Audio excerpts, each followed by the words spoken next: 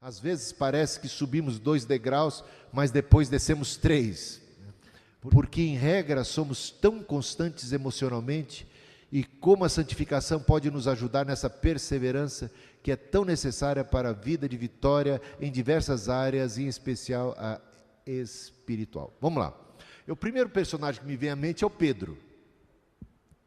Já pensa em Pedro e já vai responder bastante. O nosso amigo Pedro é um cara inconstante, instável, né? Mas ele ama Jesus, ele nasceu de novo, ele tem um novo coração, ele tem uma paixão por Cristo tremenda, mas nem ele sabe das suas debilidades, ele só vai descobrir suas fraquezas na hora do tete-a-tete. Ele até se sente o máximo, ele até, na comparação com os demais discípulos, ele fala: ainda que todos te neguem, eu jamais te negarei. Ele acha que ele está por cima da carne seca, que ele é o bambambam dentre os discípulos, e declara a fidelidade e tal, e a gente sabe que naquele mesmo dia, logo mais à noitinha, ele vai negar a Cristo 3 vezes, antes do galo cantar, negou 3 vezes, e ele desanimou, ele entrou em depressão, ele desistiu do caminho. Depois que Jesus ressuscitou, ele ficou pior ainda, falou: mas ele ressuscitou, que maravilha, ele estava coberto de razão, ele é o Senhor da vida, mas eu sou um fracasso, eu não nasci para ser cristão, esse negócio não é para mim, olha o que eu fiz, que eu perdi todo o crédito, o mérito, digamos assim, para ser apóstolo. Mas pode ter passado 1001 pela cabeça, eu vou voltar a pescar. Voltou a pescar, e estava ainda levando outros consigo, para piorar um pouco a situação, mas Jesus foi ao seu encontro. Eu acho isso maravilhoso na nossa caminhada, né? A gente não deve cair, mas se cair não deve ficar prostrado. Não deve ficar prostrado. E o Senhor vem ao nosso encontro para nos levantar. Quando nós pecamos, não somos abandonados por Deus. Quando nós pecamos, não perdemos a salvação, porque cometemos pecado. Agora, se insistirmos numa vida de pecado, é outra história. Aí pode incorrer naquilo de pecado deliberado, de não recorrer mais à graça, de dar as costas para Deus. Aí uma outra história de apostasia, mais perto da apostasia.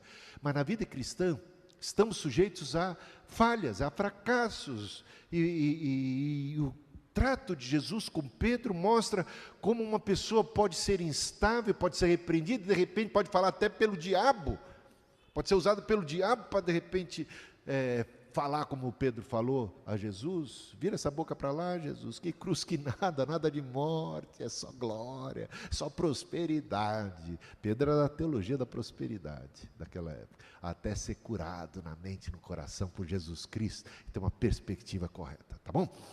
Então, Pedro ajuda a entender, mas tem mais textos da Bíblia. Eu vou falar da igreja de Corinto.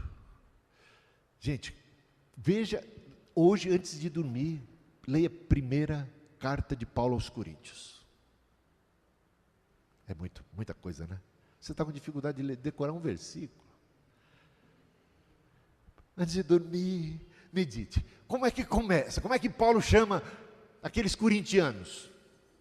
Ele era São Paulino, você sabe. Mas chamou os corintianos. Veja a graça de Deus na vida de Paulo. Chamou os corintianos de santos. É uma confusão de time que eu não sei nem como resolver isso. Mas aos santos que estão em Corinto. Bem, você conhece os santos que estão em Corinto? Você conhece o pessoal da Fiel? Nem tão fiel assim, não é não? Nem tão fiel assim. Gente, que lástima. Esses santos que estão em Corinto. E depois ele diz: aos santificados em Cristo Jesus. Mais abaixo você vai ver isso. Aos santificados em Cristo Jesus. Chama eles de santos, chama eles de santificados, declara que são cristãos, mas eles estão pisando na bola. É tanto pecado, gente. Descrito, primeira carta de Paulo aos Coríntios. É tanto pecado naquela comunidade, tudo, é prostituição, é fofoca, é bebedeira na hora da ceia. Vocês já foram a alguma igreja onde na hora da ceia o pessoal tomou todas e saiu cambaleando e deu aquela confusão. Você não imagina que isso aconteceu na igreja de Corinto. Os caras enchiam a cara na hora da ceia. O pior, eles levavam os vinhos deles, da família deles, e não davam para a família dos outros, não. E enchiam a cara sozinhos, os outros passando com vontade de beber e não podiam beber. É isso. Gente, era pecado mais pecado na igreja de Corinto. Dá uma olhada lá depois com calma. E eles são chamados de santificados. Então, há um sentido em que todo convertido a Deus, ele foi lavado, ele foi santificado, ele foi purificado. Ele pode ter comunhão com Deus, ele pode, a gente entra na questão lá do Marcos, ele pode adorar a Deus. Por quê? Porque ele tem a sua alma lavada, santificada, ele foi justificado, pois temos paz para com Deus, por meio de Jesus Cristo, o nosso Senhor. Então, isso é uma verdade. Agora, essa santificação não pode ser apenas posicional, ela tem que ser, digamos, prática, vivencial da vida. E eles falhavam nesse ponto e eram conclamados ao quê? A se purificarem. Purifiquem-se, abandonem todo o pecado, deixem disso, não pratiquem essas coisas. E são exortados a, digamos assim, a se tornarem quem eles já são em Cristo Jesus. Essa é uma frase de Karl Barth, um famoso teólogo do século XX. Ele disse o seguinte: torne-se quem você já é em Cristo Jesus. Eles já são santos em Cristo e devem então andar como tal. É mais ou menos isso.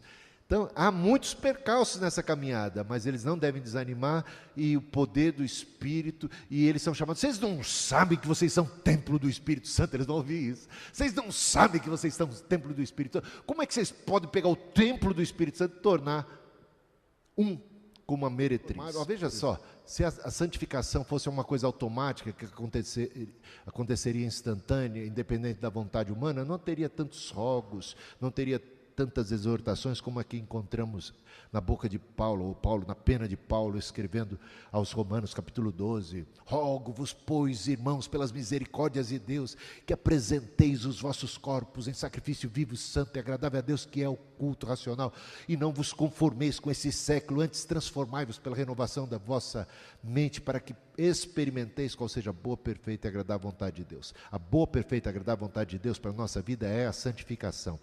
Deus nos chamou para a santificação, nos abençoou com toda sorte de bênçãos e graças espirituais, para que fôssemos santos, irrepreensíveis perante Ele, em amor, vivendo todos os dias nessa condição. Esse é o propósito, mas a realidade muitas vezes dos crentes que estão vivendo na carne, em vez de viver no Espírito, nega isso, né?